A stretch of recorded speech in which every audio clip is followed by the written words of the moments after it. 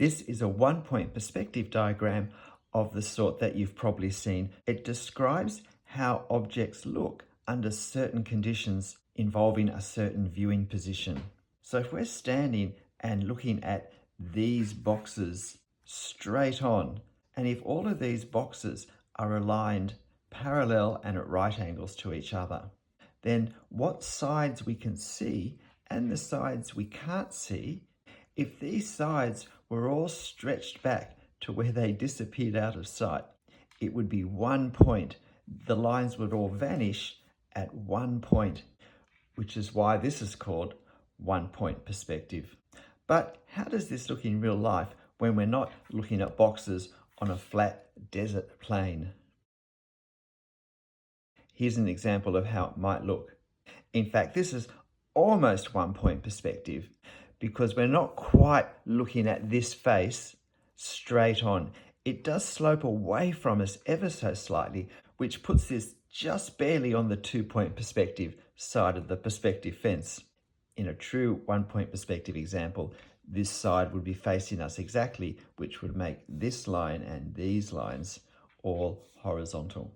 And if I can point out this fence line sloping down this way, and all the lines associated with the fence and with the street, they don't line up with the perspective pattern at all because they're not horizontal. And the same where the driveway goes downhill. That also doesn't correspond to the perspective angles in any way, which assume a flat base. So this is where the base of this building would be if the ground had been flat. Because this only looks like this when the ground is level. If the ground slopes up or down, then we have to add building to accommodate that, which will affect the appearance of some of these lower lines. So if the ground slopes down, then we will need to connect the building with the ground, which can give visually a different appearance to what we're expecting. So let's start to draw our example house.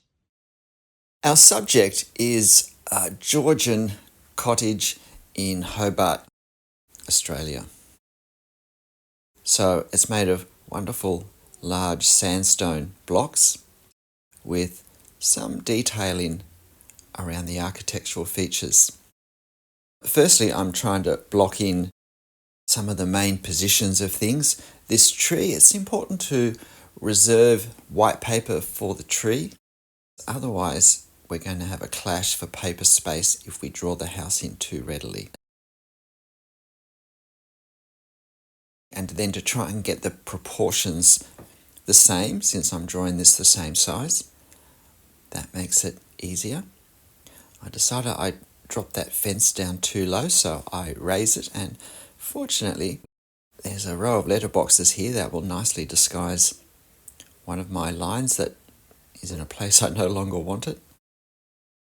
And the other lower line works in happily enough with ground level. So with the corner, the first thing I do is I add dots to allow for the width of the decorative corner bricks and that sign that's there, the street sign, and that helps me just position a bit further along to where the window will start. And after that, I'm able to jump to the right side of the house and use the distance in from the right-hand edge as a means of working out where the end of the house is. And then I can position these two windows and the door as accurately as I can, since I know the house is symmetrical. And then working out just where this door is. Of course, if we were looking directly at this house, then the door would be exactly between the two windows. However, because this house is sloping away from us slightly towards the right-hand side, foreshortening is starting to work, which means that the distances compress as they move further away, and that means things start to appear closer together, even though they might be equally spaced when viewed straight on. So we'll get this fence in because visually it's quite important for the overall appearance of the house, and to be able to visualize the house clearly, I think we do need that fence, since it hides the lower half of the house. So now I've got these side decorations. Now, in terms of the 1-point perspective, the important thing to realize is that every horizontal line that goes off to the left of a corner has to fit those perspective angles. All these lines will go back to the same vanishing point. Now, in this case, it's going to actually be off the paper, so we couldn't draw it in or measure it anyway. And when drawing freehand, we can't really do a lot of positioning like that in any technical way. But when we look at our reference, we should try and visualize where the points do meet, and to work that out for the main upper and main lower lines, and then realize that all the lines that fit in between have to fit that pattern, that fan-shaped pattern. Now, on the left side of my building today, there aren't a great deal of lines that I'm going to draw, but you can see there that I did actually draw a dotted line that just showed me where the bottom of the building would have been if the ground were flat. And that helps me just line up now for any horizontal lines I do above that line.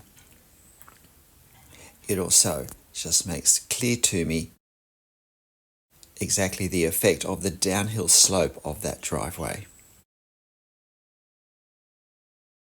So when I think I've got where the top of a roof line may be, a corner of a roof line, and the corresponding corner down at the house level, I find measuring the angle is a great way of working out how accurate my positions are. And if the angle is significantly off, then clearly at least one of my 2 points is not in the right spot either. So that gives me a chance sometimes to have a second look and to slightly rearrange where those angles are if I possibly can. I'm using a 0.3 millimeter pen for this. And this drawing took me longer than I expected to do. It took me about 50 minutes to do in real life. Maybe I just relaxed a bit with it. Now, with these 2 dormer windows that are on the front of the roof, the top line that goes off to the left follows our perspective angle and goes back to that same vanishing point that all of the lines on the left-hand sides of the walls are. And the same with the second dormer window next to it. But of course then the diagonal line that goes from the top of the dormer down to the bottom of the dormer doesn't connect with any perspective angles, it connects with the slope of the roof. And I'm just wanting to give a bit of a hint of the sandstone blocks so that it's clear what it's made from, without doing too much so that it becomes overwhelming. In some ways, I felt like the 0.3 millimeter pen might have been a little bit too thick for the house and for the detail I was going to draw. But I was also aware of this tree, and I wanted a thickness that was thick enough that I could get the effect I wanted and simply have it not take too long to draw. If we want dark areas to be very dark with our hatching, then it does take quite a bit more time to actually put those lines close enough together to get that effect using a finer pen. So in the end, I thought the 0.3 was a compromise, but always consider what pen will be best for this scene, for this subject. And of course, I will post this photo reference on my channel community page. So if you would like to have a go drawing this cottage yourself in almost 1-point perspective, you'll be able to. And if you want, you can screenshot it and print off a hard copy. So very important, I think, in this scene is the shading and the shadow effects down this left side of the house. In this sort of situation, generally, I like to make my hatching lines vertical to emphasize the shape of the wall, the form, the three-dimensional form of the wall. And there is quite a bit to add. So just starting to play around with some other details. There are some suggestions of lines for the rows of slate. I've decided not to do the vertical lines, but just to suggest the horizontal lines. Just so that it doesn't start to look as though it's the same structure as the brickwork underneath. And so now I'm trying to just capture the effect of this tree. It is a large tree and it has large leaves, and you can make out something of the shape of the leaves. So I'm trying to capture a little bit of that, but equally I have to capture the effect of the trees overall. I do have some playlists on drawing trees. And hey, if you're still watching at this late stage, then please hit the like button, leave me a comment. And if you haven't subscribed already, well, there's plenty more where this came from. So I draw the tree that I need to draw, the part of the tree I need to draw, so that I can then position the chimney behind.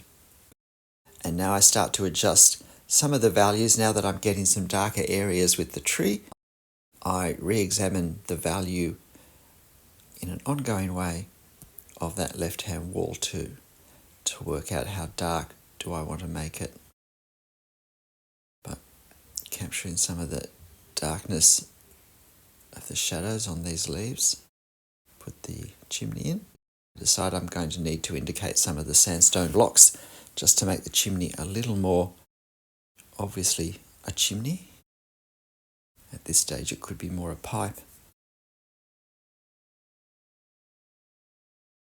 Yep, here come the blocks.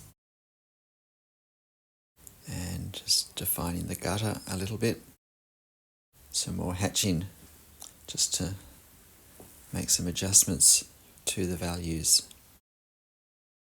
A little bit of darkness under the eaves to give a sense of the 3 dimensions. And our 1-point perspective, almost, cottage is done. A little bit hatching now to just show the colour of the door, the darker colour, but not wanting it to be mistaken for a window. G'day, I'm Stephen Travers. Look, I hope you found this interesting. 1-point perspective, or almost 1-point perspective, is pretty common, and it's a good way to start practicing perspective and getting an eye to see the pattern that the angles create. Since we only have them going off in one direction, we can concentrate on just creating that fan effect on any horizontal lines that are going off to the same vanishing point. So why not have a look at this photo on my channel community page and have a go drawing it. But look, whatever you draw, however you draw it, whatever the perspective, make sure you have fun. I'll see you next time. Bye.